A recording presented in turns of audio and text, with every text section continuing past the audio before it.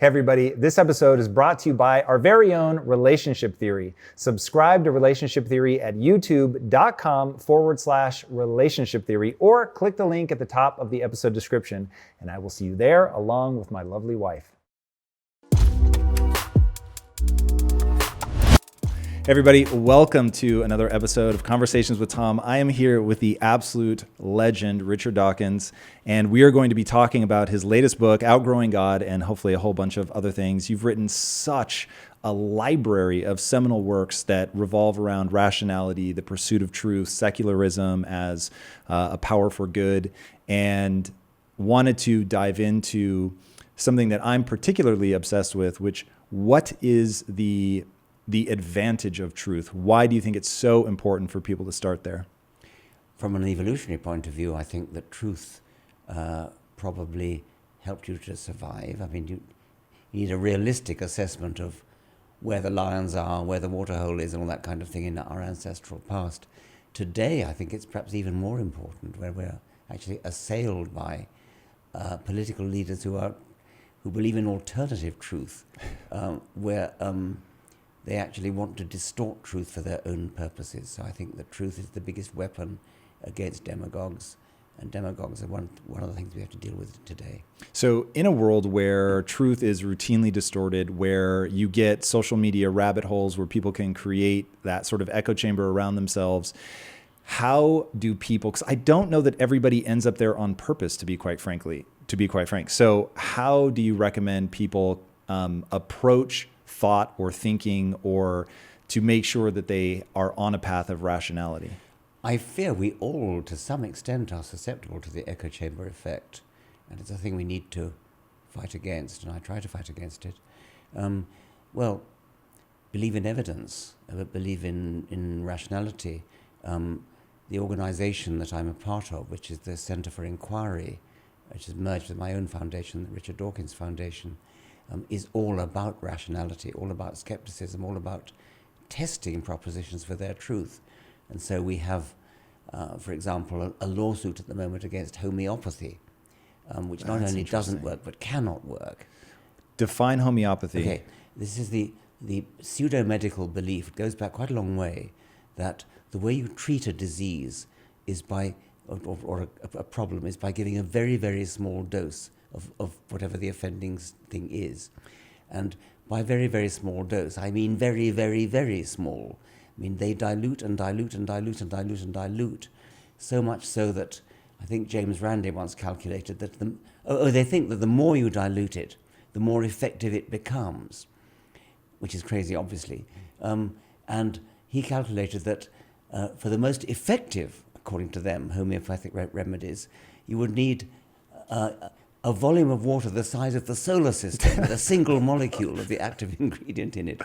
And so that's homeopathy. And what our lawsuit is about is not to prevent people selling it, but to prevent people putting it on the same shelf as proper tested medicines. So you're looking for a remedy for a cough or a cold or whatever it is, and you look along the shelf and you see homeopathic remedies sitting right next door to proper remedies. And that's what we're fighting against. They must have a separate shelf called homeopathy, and preferably also called, by the way, this doesn't work. What is it about, because I find there's a certain type of person that's really drawn to that. What is it about human evolution that's led us to have what I will lovingly term the woo-woo gene, where there's just some people that really respond to a more mystical answer versus... It does seem to be, doesn't there? I mean, one of the things that's a bit depressing is that when people give up religion, they sometimes switch to woo-woo, as you say. It's as though they somehow can't quite divorce themselves from nonsense. I mean, what we want to do is to switch from all kinds of supernatural nonsense to rationality, evidence-based thinking, critical thinking. Is the notion of a God neuron real? Like, is there a region of the brain that, when faced with the supernatural, creates a neurochemical state where you feel that profound sense of awe and connection that people are chasing? I would hesitate to say a neuron. I mean, I think that human brains are susceptible in that kind of way. and I think it's one of the weaknesses of the human brain, understandable perhaps, and but I wouldn't call it a single neuron, no. So, and I definitely say that more as just like when I step back and I look at this and I think, okay, as somebody who, one, full disclosure, I believe that a level of self-delusion is tied to happiness. So there is, like, I'll often tell people when I'm thinking about myself, I care necessarily less about what is true because I'm probably more likely to believe something negative. But because I want to succeed at a certain level, I'm obsessed with accurately identifying the world the way that it is and not the way that I wish it were be. So homeopathy is a great place to start because you're looking for a health-based outcome. And ultimately, health-based outcomes come down to you're either alive or you're dead. These are pretty like binary things. They're very serious consequences. So that to me is a really interesting place to start. So if you have somebody who they have a neurological state that they are chasing that I will... In a generous framing, I'll call awe. And I will say that awe is arguably one of the most profound and enjoyable states.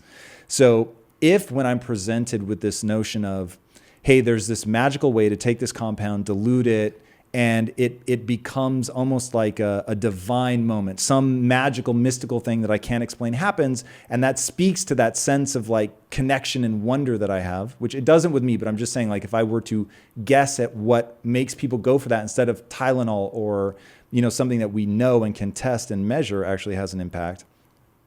Is the hope by shining a light on that, if it really is a real neurological phenomenon, is a hope that by shining a light on that, people can sort of talk themselves through it? Yes, I think I would make a contrast between, say, astrology and astronomy, where both of them tap into that feeling of awe that you described. And when people talk about Jupiter moving into the second house of Aquarius or whatever it is, that has the same kind of frisson that you can get from talking about galaxies.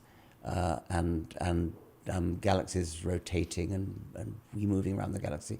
It's the same kind of frisson of awe that we get, but one of them is nonsense, and the other one is true and beautiful, beautiful because it's true.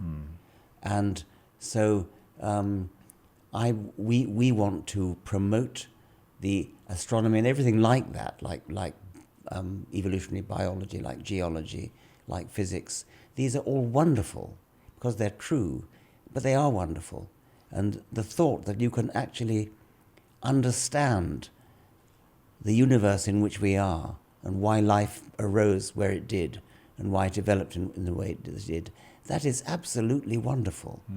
And to deprive children of that wonder is an act of wanton vandalism, cruelty. That is something I will very much agree with. Like when you stand on even just stand somewhere where there's no light pollution and look up at the sky, and that sense of like seeing the sky for the first time and being so ridiculously small, was that to create that sense of wonder in the face of the real natural world? Was that the goal with something like Outgrowing God, which I know you aimed at a younger audience? Yes, very much so. The first half of Outgrowing God is about sort of debunking God in various ways, beginning with there are so many different gods that people have believed in, and then moving through the Bible and how unreliable it is, and then to morality and how we don't need God for morality and so on. Then the second half of the book is about science, mostly evolution, because that's my subject, and also that's because that's probably the main reason why, from a scientific point of view, people do believe in God. They look at living things, they look at the complexity of living things, and they think, well, that has to be designed by some master engineer, some master designer. So the second half of the book is largely devoted to dispelling that illusion. And then the final chapter is about the more wondrous, deep questions of cosmology, the origin of physics, the origin of the laws of physics, what happened before the Big Bang, things like that. And the idea is taking courage from Darwin. Darwin solved the big problem in that field, which was explaining life. Because life really is, until you understand Darwinism, life is deeply mysterious. Darwin solved that, and that should give us the courage to realize that one day we will solve the other problems, like the origin of the laws of physics. Why is there something rather than nothing? Yeah, that to me, the question, and I've heard you talk very eloquently about Einstein may have done a bit of a disservice by always using God language, but his notion of, I want to know God's thoughts and everything else is just details. That's always rung with such a beautiful mystery to me. I love that quote. And one of my employees here has a degree in neuroscience, and she was just absolutely transformed. You have shaped her view of religion as an adult. And when she was telling me the story, she was saying there was such a smile on her face, as if you had opened that door of wonder for her. There was no sense that you had diminished something. It felt like she had traded one thing in. Maybe that had served her very well when she was younger, whatever. But after encountering the ideas of that sort of pursuit of truth and opening yourself to the beauty of what is real, it was very obviously impactful for her. Is there something that you think, particularly in this book or in any of your other books, like if you had one thing to tell somebody and you wanted to open that door of wonderment to the real world, the natural world, however you want to define it, what's that thing? What you say about her, of course, is music to my ears. That's wonderful to hear. I wouldn't pick on one thing. I mean, the whole shebang, the whole of life, everything about it. I mean, in this book, Outgrowing God, I pick on one or two things, like the chameleon's tongue, octopus skin. I mean, these are just two out of millions of possible examples you could choose. Everything about it is wonderful, about life is wonderful. And in my other books, like The Blind Watchmaker, I picked on bat echo ranging, for example. In Climbing Mount Improbable, I picked on vision and I picked on spider webs. In this Outgrowing God, I picked on the chameleon's tongue and the octopus skin. The octopus skin, changing colour from second to second, not like a chameleon which changes colour from minute to minute. Octopus and squids and cephalopods generally, cuttlefish, change colour from second to second, and they can actually kind of play movies over their skin, almost literally play movies over their skin, at sort of real speed. Have you seen, there was a recent video that I saw that was, admittedly, they don't know what it was doing, but it looks exactly like the octopus is dreaming, and it's rapid eye movement, and its skin is like changing color so fast. It was crazy. I think they think with their skin. I mean, I've got on record as saying that. Whoa. And dream with their skin is a lovely thought too. That's really interesting. When was the first time that you saw something so profound or read something so profound, whatever that moment was, that made you go, I'm going to be an evolutionary biologist? What was that thing that just slapped you upside the head? I don't think that happened to me. I think I had the other way around. I kind of got to Oxford and in my second year there started getting interested in the sort of philosophical questions. I don't think I ever had a kind of natural history. I do plenty now, but there wasn't one that hit me over the head when I was young and put me into that. What are some of those things now? Oh gosh, well, I just mentioned some of them. I mean, just the things I put into my book. And what is it about that? So I will say, when I saw the octopus, the thing that freaked me out, and I would guess maybe this isn't what you were drawn to, but when I saw what looked like an octopus dreaming, I thought, oh my God, they're more human than we think. They're basically the aliens we've been waiting for. Like all the wonder, like if an octopus came from outer space, we would freak out. Yes. But the fact that it's in our oceans, we're like, oh, well, it's always been here. That's so right. the way that it made me feel this, like, oh my God, it's us. Even now, just telling you that, I'm getting the chills. Is it the nature of evolution that when you see how complex it becomes, that gives you from awe? an intellectual point of view, yes. But I mean, you're right about aliens. When I once went to a lecture by a man who was doing research on octopuses, and he began his lecture by saying, the thing is, these are the Martians. And that's right. I mean, they are very, very alien. And they seem to be very intelligent. I think we should give them the benefit of the doubt and assume that they probably do have feelings. I don't know if this is actually true, but I heard one time that it is illegal, where I don't know, but illegal to operate on an octopus without anesthetic, because the assumption is that they're so highly developed. I would hope so. I mean, I would like to think that's true. That's true certainly in Britain. I think in America of vertebrates, and I think octopuses, cephalopods generally, have been admitted to that charm circle, whereas arthropods haven't, I think. Yeah, that to me is deeply fascinating. So, what do you say when the blind watchmaker, I think, makes a really amazing. It gives an amazing example of how you get something so complicated, but yet leaves these telltale signs of things that are so obviously nonsensical. Yes. If you were thinking of intelligent design, walk people through that aren't familiar with the nerve that runs through the giraffe's neck. The laryngeal nerve, which all vertebrates have in one form or another. In our fish ancestors, the equivalent nerve went to one of the gills, and it passes posteriorly to a major blood vessel in the chest of, whatever you call it, of a fish.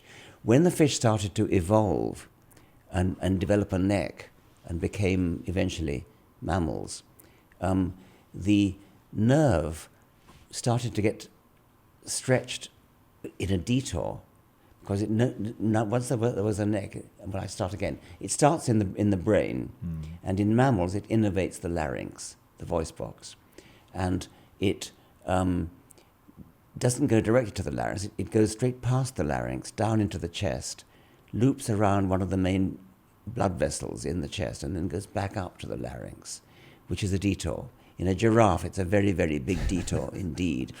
And the reason for it is history. As I was started to say, in our fish ancestors, that same nerve passed south of that equivalent blood vessel. And so it wasn't a detour, it was the direct route. But when the neck started to grow longer, it became a detour. And it wasn't a very big detour to begin with, it was just a slight detour. And as it got longer, in evolution, the marginal cost of each successive increment in the detour was slight.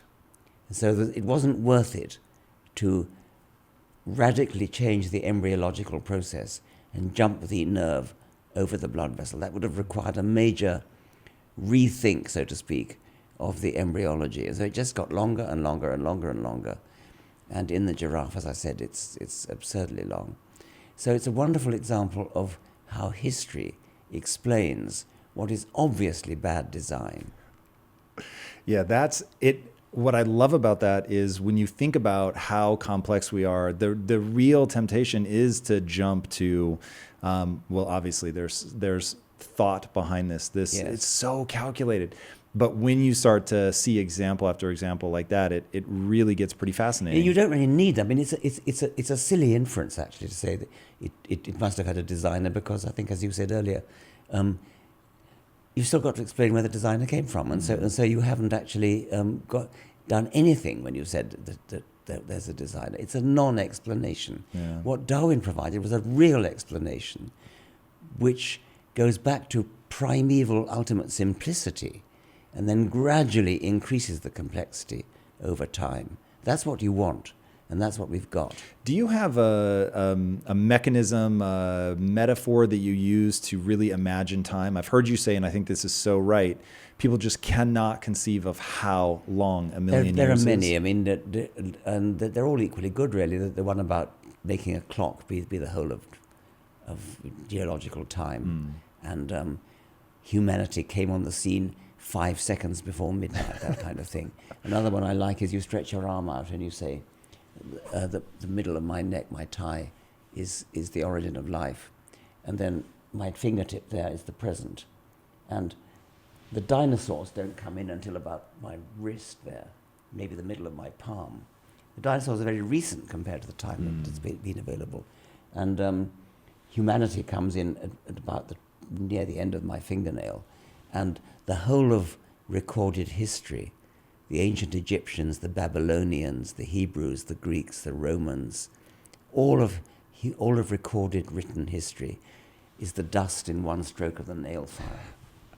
Yeah, that is, that I think has that same sort of pale blue dot effect for me, Yes. where it's like, man, it's the unimaginably long amount of time that it's taken us to get here is so massive. And ultimately, everything we think of as important and world shaking and defining everything that we know is this just infinitesimally small dot floating through space. Yep.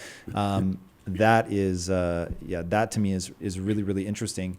Now, when you begin to tease out sort of, okay, we have selfish genes, which want to make sure that they replicate. And so they're going to do things that maximize that behavior, whether for the person or for the lineage, so that, a mother would sacrifice for her kids. That makes sense, especially if she's past her age of reproduction. The kids are reproductively viable. She is not. And so you would expect some sort of mechanism to arrive on the scene for that. My real obsession is more along the lines of epigenetic changes and how much malleability we really have. So if you had asked me 5 years ago, I would have, without intending it, but I would have said something that sounded a lot like being a blank slate. The more I research, especially Steven Pinker, and you get into reading the actual blank slate and realizing just how much we come pre-programmed with, it gets very interesting. But I am still particularly fascinated by the amount that we can change. Do you think at all about adaptation as even if it's just cultural, like adaptation within a single lifetime, or does that feel like just the absolute wrong word?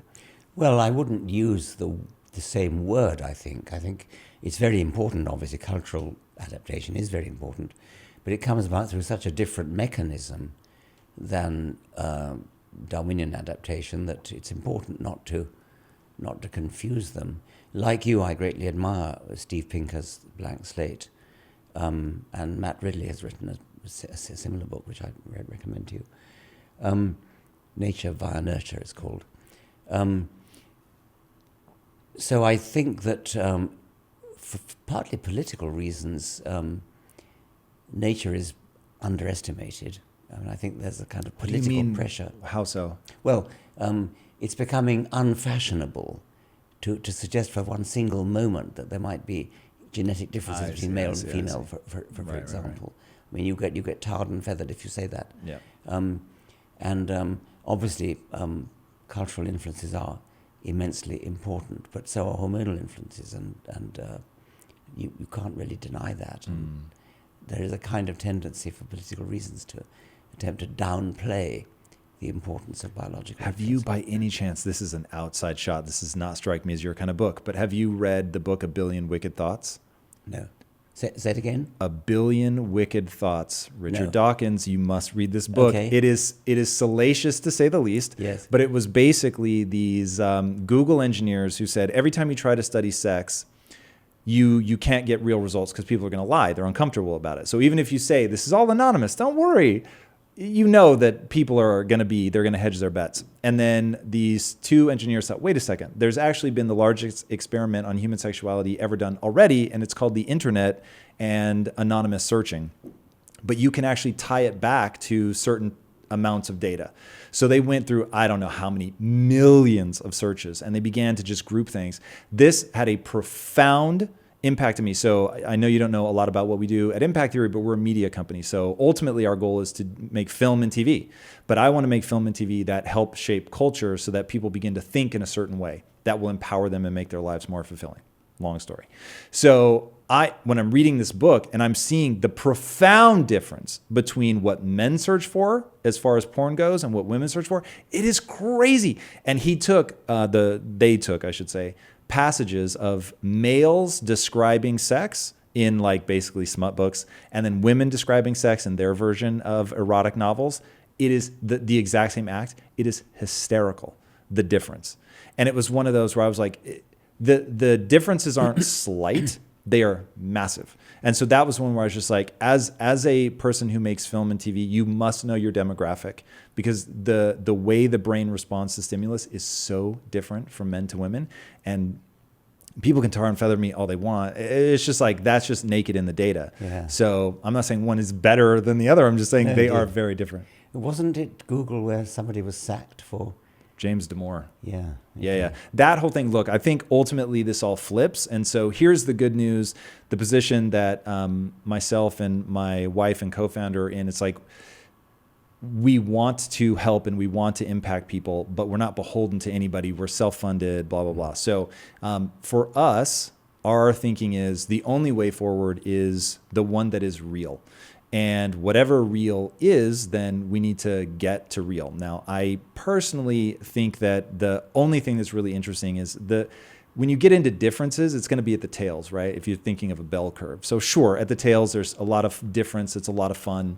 For the most part, people that take up the bulk of the curve, you're all going to be able to do whatever you want. There's huge overlap. Yeah, it's like the bell curves, yes. So whatever you want to do, you're going to be able to do. It's not like any one race, sex, ethnic, anything is going to outperform the other. The vast majority of all the bell curves overlap, so I don't give a shit about that. But what I find utterly fascinating is the sort of revelatory nature of what happens at the tails to hint at sort of where we've been pushed evolutionarily to go. So anyway, check out that book. It's I think very, very interesting. I will, and I applaud what you're saying about what matters is the real. This, of course, is the mission of the Centre for Inquiry and the Richard Dawkins Foundation, that we are out there to try to promote the real and truth and skeptical examination of evidence-based reality. And it's a very, very important mission because, as I said earlier, we are living in a time where reality is being actively distorted, and it's very important to counteract that. So what's interesting to me is I think some of that distortion falls in line with what you call conjurors, what I'll call magicians or mentalists. Yes. Darren Brown impacted me so dramatically, and for a UK audience, they will know instantly who that is. For an American audience, he's sort of, there isn't really an exact correlate because he's a mentalist, so he's not doing card tricks, but he's using similar things. But I was watching a video on a flight of all places, and it impacted me so profoundly. I thought about quitting my job, moving to the UK to study with him, because what he's able to get you to think you're seeing is so incredible. Do you think there's overlap between a magician, stroke conjurer, and some of the stuff that we see happening in the realm of politics? And by that, I mean specifically that they are aware of the psychological sort of illusions and they exploit them. Well, Darren Brown calls himself a mentalist, and he gives, I mean, his act is to pretend to read people's thoughts and to influence people's thoughts. He's just a conjurer. I mean, he's just doing tricks like anybody else. And he even pretends to be using techniques that he clearly isn't using. I mean, for example, he will suggest that when he appears to telepathically read somebody's thoughts, he will say, okay, I'll explain how I do it. Did you notice in my patter before we started that I kept on mentioning the sea and sailing and ships and giving you the impression that he was suggesting to the victim something to do with the sea? If that were all he was doing, then he would be right statistically, maybe a majority of the time, but he wouldn't be right all the time. He's right all the time. So he's doing tricks like any other magician. So, I mean, I wouldn't be too spooked by him if I were you. No, definitely not spooked, but admittedly, some of what I think he is pulling off may be entirely true, sort of sleight of hand, whether it's, somebody in his ear or whatever saying something that they picked up from the audience. And that would be less intriguing. Yes. But certainly his ability to enrapture a crowd, to get everybody focused in one place, to make the performance seamless. I don't think I've ever seen it done better. Like, he definitely creates this sort of incredible environment. Yes. And to create that environment, I think even though when he is saying I'm using this psychological technique or that psychological technique, that might be BS. I think he really does understand psychology well enough to control a crowd. Yeah. And that's where I think he gets really, really interesting. But I mean, what I think about he's a great conjurer, but then so is Jamie Ian Swiss, so is the amazing Randy, so Penn and Taylor. There are several of them. And what they make, when the message I get from that is that what looks like a miracle isn't. And my emotion screams at me, this is a miracle, it's got to be a miracle. But it's not. And the same thing, I generalize that to the big problems, like, are you really asking me to believe that the universe started as a random quantum fluctuation and then grew up through inflation and things? That seems, I can't believe that. That's incredible. You cannot be serious. No, that's exactly my reaction to a great conjurer. And that's only a trick.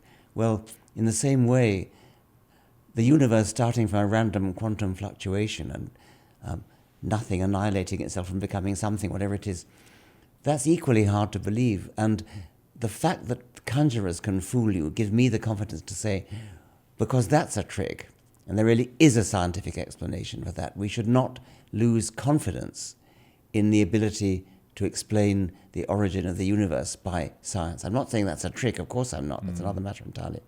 But our instinctive incredulity is something we should strive and struggle to overcome. Your laundry list of extraordinary books point at a life mission that you then echo precisely on your website. You just come out and flat say, like, I'm trying to bring the world to rationality and a more secular understanding so that we can move forward in a way that's productive. Is there, and so your life mission, that becomes very understandable.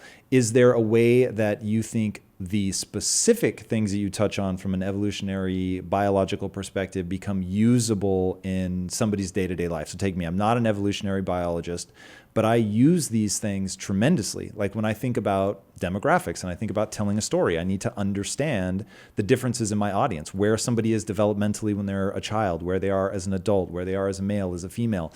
To understand that, and I have found that putting that in an evolutionary context has been tremendously helpful, and even just understanding my own emotions, where they come from, why I should or shouldn't listen to them. What are things that you want people to take away in their daily life? I don't use my science very much in that way to try to get where my audience is coming from. I don't think I quite do what, I mean, I understand what you're doing and I respect that, but I don't think I really do that. Do you think so? More than I'm asking if you do it, because your mission is very clear. You're, I'll say, operating at a societal level. And now I'm asking at a personal level. So if somebody reads your books, let's say they read all of them, do you think that there's an amalgamation of information there that allows them to steer their own life instead of just trying to steer society? I would hope that if they come to a scientific worldview, they would lead a better, more fulfilled life. I would hope that if they understand about life, about where they come from, where they themselves come from, their ancestors, where they come from in evolution, I would hope that they would feel more satisfied with living because they know where they come from, they understand the world in which they live, the process that gave rise to them. That's what I would want to achieve. I think that somebody who dies without ever knowing why they were born in the first place has died deprived of something important. Do you think there is a why, or do we decide that why? There is a what? You said if somebody dies without knowing why they were born. By why I simply meant the causal chain that led to their existence. I didn't mean a purpose. Gotcha. Yeah. I don't use the language of purpose. No. Yeah. If somebody were to ask you what's the meaning of life, what would you say? Well, I would say on the one hand, the meaning of life is propagation of your selfish genes. On the other hand, I would say you make your own meaning, and we all do that, and we lead a better life if we develop something important. I mean, if in your case you have a media company, and that's very fulfilling. In my case, I write books and give lectures. That's very fulfilling. Somebody else writes music or plays music. There are all sorts of ways you can give meaning to your life, your personal relationships, your love for your spouse and your children, etc. These all give meaning to life. Do you look at that any differently? Like knowing the evolutionary biological reasons for love. I know that you've had a long-lasting marriage. Not really. No, I don't think I think I just behave like a human being in that respect. And just go through, feel it. It's interesting because the reason that I asked my earlier question is, for me, I have needed to be able to visualize the process. Once I could understand, like I'll even just put it in evolutionary terms. Once I understood evolutionarily what was going on, why emotions were arising the way that they were arising, why my brain was developed in sort of this tri-layered thing, that there's, basically your lizard brain, your mammalian brain, your neocortex. Once I could understand all of that, I could go, oh, I see, like this fear response that I'm having, I don't need to just act in accordance with it. I can actually use my prefrontal cortex to interrupt the signal. I can use what I call physiological hooks, so breathing from your diaphragm, which I'd actually love to know if you know why that works so well. But breathing from your diaphragm when you're meditating instantly begins to shift you out of fight or flight and into the parasympathetic. And so as I began to think of myself as a biological system, the doors of the universe opened to me. And so one of the weirdest episodes I ever did of Conversations with Tom, the show that we're doing right now, I got into this like two ships passing in the night. The other person that I was talking to was just convinced there was like a mystical thing. And I was just like, dude, we're biological material. You know Phineas Gage, I'm sure. And so Phineas Gage, railroad spike through his head, never the same after it. I'm like, the notion that there's some part of me that survives beyond my soul, or that is in any way different than the sum total of my biology, is crazy. And so once I understood, I'm a biological machine, but I have, even if Sam Harris is right and that my free will is a total delusion, I feel like a rider on an elephant. Exactly. Yeah. No, I agree with that. And of course, the Phineas Gage type evidence means there's no question about it. We are nothing but our brains. But nevertheless, when you're in love, it doesn't diminish from it that you know it's just brain stuff and hormones that's going on. It's still an intense emotion. Yeah, I think that is arguably the most important thing that somebody could derive from your work. Is you go into the biology, you talk about the evolution, you look plainly at whether religion is likely to be true or not, but I feel like you hand people an entryway to a universe of just unimaginable beauty. Yes. Talk a little bit about The Greatest Show on Earth. This is my book on the evidence for evolution. The full quote is "The greatest show on earth, the only game in town," which is, I think, a circus thing. So it really is just simply laying out why we know that Darwinian evolution is true, and so it goes through all the evidence. Yes, one of the books I'm proud of. And what is it that is so awe-inspiring in that you called it The Greatest Show? But the product of the only game in town is the immense diversity of life, the complexity of life, the elegance of it, the profoundly convincing illusion of design, the sheer beauty of it. That is all produced by a very, very simple physical process. And so it is the only game in town, and the product is the greatest show on earth. And as somebody who, I'm assuming you believe when we die, it's essentially like a light switch, you're just out and it's done. How does that influence how you think about living? It makes me want to live life to the full and to encourage other people to do the same. It's the only life we've got. So let's live it to the full, and let's leave the world a better place than we found it. I think that is a perfect place to wrap up. Richard, thank you so much for coming on the show, man. I have been blown away by your work for years. And I'm just grateful that you put it out there. And I know that at times it is maybe a little tumultuous, but I respect that you just keep going, man. So thank you very much for everything indeed. You've done. It was an honor to have you on the show. Great, all right, everybody, that's it. You should follow this man. You should read all of his books. You can go to richarddawkins.net. You can learn more about his campaign to change the world for the better there. But drop his name into Amazon. You will get a laundry list of extraordinary books. I recommend them all. All right, everybody, peace out. Thank you. Thank you, man.